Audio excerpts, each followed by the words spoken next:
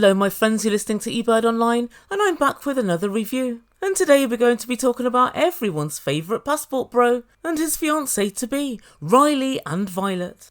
Yes, that's right, it's 90 Day Fiancé, Before the 90 Days Season 6, Episode 5. And guys, I gotta tell you, I don't quite know what to make of Riley. One minute I think he's fairly reasonable and fairly normal, and the next moment I think he's an absolute loonball and a freak of nature. He does seem to flip effortlessly between the two. But before we get into everything, I just want to say a massive thank you to all of you who have subscribed to my channel so far. And an even bigger thank you to everyone who puts their comments down below. I do have a lot of fun reading them all. But please, if you've yet to do so, consider joining the Ebird family and press that big red button marked subscribe. Also, if you enjoy the video, smash the like button and don't forget, if you know anybody else who would enjoy this video, please don't forget to share. Thanks guys. Right, so without further ado, I give you Riley and Violet. And so we first catch up with Riley and he's literally just landed in Ho Chi Minh, Vietnam, and he tells us his stomach is all in knots because he's nervous about meeting Violet for the very first time. Meanwhile, she's in the airport and she lets us know she's extremely nervous, but she needn't have been because as soon as Riley lands and he comes through customs with his luggage, they look at each other and they run towards each other and give each other a massive hug, and it does seem as if they're really pleased to see each other and the chemistry, thank God, is actually there. And then the couple hang around in the airport for rather too long, whispering sweet nothings into each other's ears. Sweet nothings such as, "You're so handsome," that was Violet, and "You've got a nice ass," that was Riley. Ladies, he's nothing if not a gent. Right, okay then, he's nothing. Who says that? Who says you've got a nice ass upon first meeting somebody? I don't know. So the couple get in the taxi and they go to the hotel. 37 hours of travel and flights. I'm finally in Vietnam, and it's really exciting to be with Violet in the flesh because that chemistry and connection that I was feeling with Violet, it's real, and I'm just so happy. So you heard it here, you heard it from Riley. He's so happy. Let's see how long that lasts. And so the couple arrive at the hotel, which is quite nice, and Riley explains that Violet's not going to be staying with him because it's not socially acceptable to do so in Vietnam for an unmarried couple. They sit down and have a couple of cocktails and have some food, and it's time for the presents. And Riley's got something special for Violet, something valuable, something which she'd be unable to get in her part of the world. Pearl bracelet, pearl earrings. You want me to put it on you? Yeah. Oh, which one you want on it? All of them? This Look, one? that, the wrist. There you go. Okay. Thank you, guys. Really? I get pats on the cheek. Bunch of pearls. Ladies and gentlemen, boys and girls, in time-honoured 90 Day Fiancé tradition, Riley gives Violet a gift, which is, well, not really her thing. Why, I hear you ask? Well, where do pearls come from? And Violet explains to production that pearls are super common in Vietnam because that is, of course, where they're farmed. He notices that Violet's not on top of the world with his gift, but he makes a decision. And that decision is not to ask her why or any questions about it, but just to take umbrance. And he says to Violet, "We've got a lot to talk about. I have a lot of questions that I want to ask you." But she shuts him down immediately and said, "Let's not talk about the past. Let's tonight just celebrate my birthday." Riley asks what they're doing the following day, and Violet lets him know that she has to work, and they'll meet up in the evening. Riley, well, he's not happy. Tomorrow you need to relax, and at night, if you want to meet me. What do you mean if I want to meet you? I want to meet you. If you think I flew for 2 days to come here, Yeah. and I might not want to see you? If I want to see you kidding me? Nah. And guys, Riley's fuming. He tells production, "I can't believe I flew 37 hours, and she can't be bothered to see me the following day." Oh, Riley, have you ever considered she's probably seen enough? But yeah, he continues, "I can't believe I'm not a priority." Well, believe it, Riley, because you're not. I have very, very deep feelings for Violet, and I want to believe in her. I want to believe in us, but I'd expected a little more engagement from her between her reactions about the pearls and not wanting to speak about certain things and then not being able to spend time with me. It's definitely a little concerning. Oh, good Lord, guys. Riley's both upset and outraged. In other words, water is wet. So the next time we see Riley, it's the next day and he's back in his hotel room. And the producer decides to ask, how are you feeling? And oh god, he's still moaning on and on about the fact that Violet's working today. And whilst I have some sympathy for his position, when I put myself in Violet's shoes, I kind of understand where she's coming from. Riley's here for 2 weeks. It's likely that Violet can't get the full 2 weeks off work, or perhaps doesn't even want to use all of her holiday at once.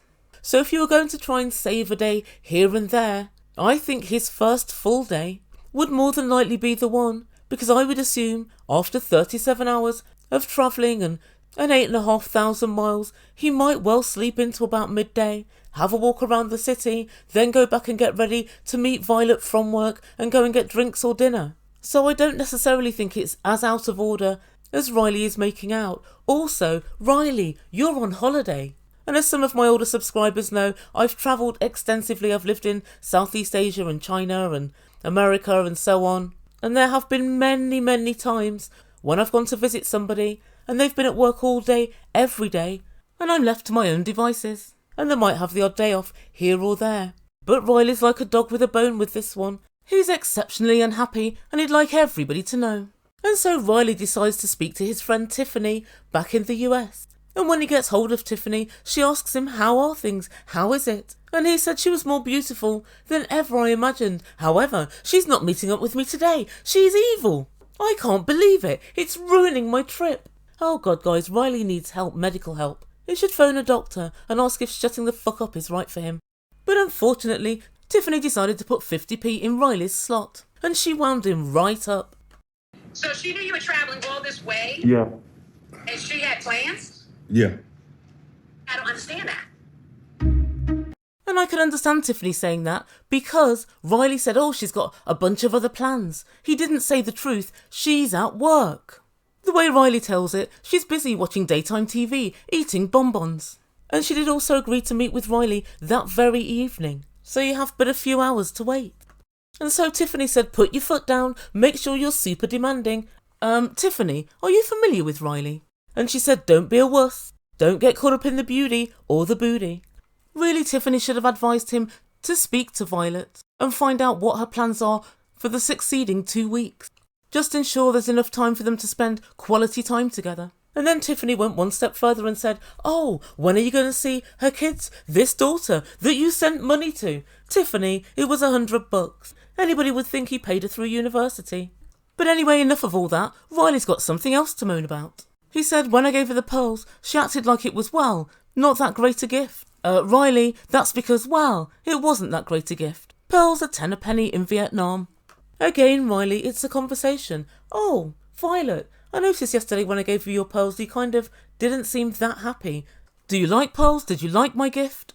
And then she'll let you know, Riley, this ain't worth shit here.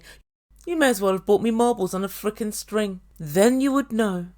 Guys, oh dear, Riley's paranoia is setting in now. I want to believe that I'm the only man that's in Violet's life, but her behavior is making me really question it. Especially when she didn't delete the dating app that we met on after she was so adamant that I deleted. And now that I'm here and she's not with me, it makes me question her truth a little bit more. So because she was supposed to go into work today, you've decided to go back to the very start of your relationship 2 years ago, when Violet didn't come off the dating app in a timely manner. And you've linked the two things together. Violet can't be with you during the day today, ergo, she's seeing another man. Now guys, I'm not saying that she's not seeing somebody else, she may well be. But the overwhelming chances are she's not. And breaking the fourth wall once again this week, if we point out the fact that she's on TV, it's not that likely that she's got somebody else on the go. It's possible, but unlikely. Riley literally consumes negativity as a source of nutrition, instead of rejoicing in all the positives. They got on really well, they were tactile, the chemistry seems to be there, and he finds her beautiful. His brain is almost trained to go right back to the negative at the earliest opportunity. It seems to me that Riley's a big old paranoid negative, and he simply refuses to let himself be happy. And so the final time we see Riley this week, we see him getting ready to go out to the park. And Riley tells us the following. I really thought I was going to be spending my first full day in Vietnam alone, but Violet gave me a call a couple of hours ago and said that she changed the plans that she had with her school. What? She changed the plans she had with the school? Riley, it's not cancelling plans you have with school. She works as a teacher. She works there. She's got the day off work so she can spend it with you. She doesn't have plans with the school. She has a contractual obligation to go to work. Guys, Riley's tap dancing on my last nerve. And just look at the attitude he gave Violet when she informed him that she could in fact spend the day with him. Are you free afternoon today?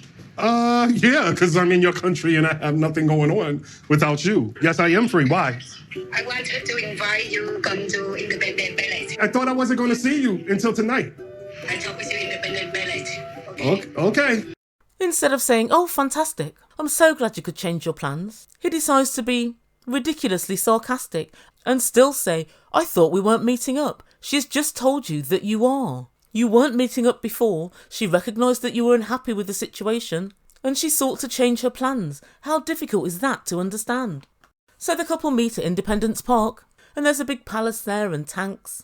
And Violet tells Riley a little bit about the history of Independence Park. But Riley, it would seem, is not that interested. Why, I hear you ask? Well, because he's got negativity on his mind. What else would be on his mind? And Riley asks Violet, what made you change your mind and see me this afternoon instead of just this evening? And Violet said very clearly, because I thought about it and I realised it was unfair for me to leave you at the hotel alone. And I think that was quite good of her because he didn't have to be at the hotel alone. He could have gone shopping or sightseeing. But thankfully, Violet's let him know that she thought it was unfair too. This conversation is now at an end. Now they can begin to enjoy their time together. Oh no, it's not. It's Riley we're dealing with. But do you understand how that made me feel? It kind of hurt because I came over 8,000 miles and then you kind of like, I feel like I'm an afterthought. 8,700 miles? Well, you should have mentioned it. Bloody hell, guys. Riley mentions that every hour on the hour. And the truth be told, I wish he'd shut up about it. He's making out as if he had to crawl on his hands and knees 8,700 miles. You're not an afterthought. Violet's changed her plans just for you. And she can prove that to you by the fact she's standing in front of you. But he's back once again with the same question. Well, I'm asking, do you understand how I would feel? I feel like you didn't really prepare for me being here. That's it, Riley. Ask again. Go on. The 30-second time's a charm.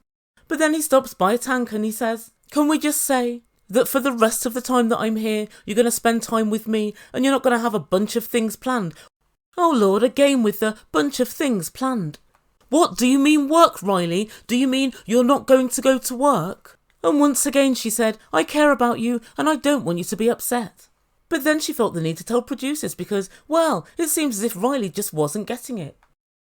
I decided it's Miss Riley early because I think he go to here for long ways. And so Riley finished up by saying, I thought you didn't care. And she said, yes, I do care. I care about you. And that's where we end things for this week. Guys, I am bored of this argument now, so I dread to think how Violet feels.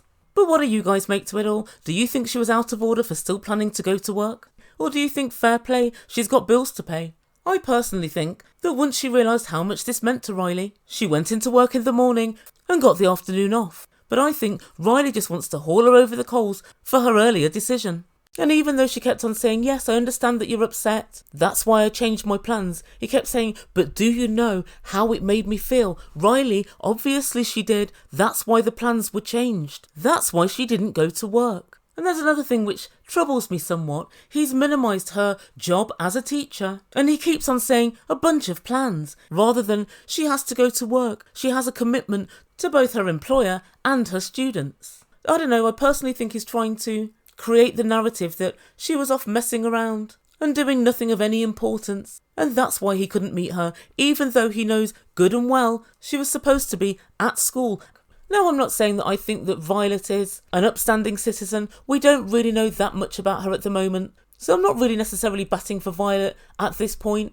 But I don't know, I just feel as if Riley is like a dog with a bone, and even when he gets the answer that he seeks, he still wants to keep driving home the point that I was upset. I am upset. I think Riley is a barrier to Riley being happy. So guys, I'd love to know what you think in comments down below, and I'll get on with my next video. Please don't forget to like, subscribe, all of that good stuff. A lot of my regular commenters aren't even subscribed, so if you're not, please do me a favour, press that big red button. And also don't forget to smash the like button and share the video. Thanks guys, thanks so much for listening. You've been listening to Ebird Online and I bid you good day.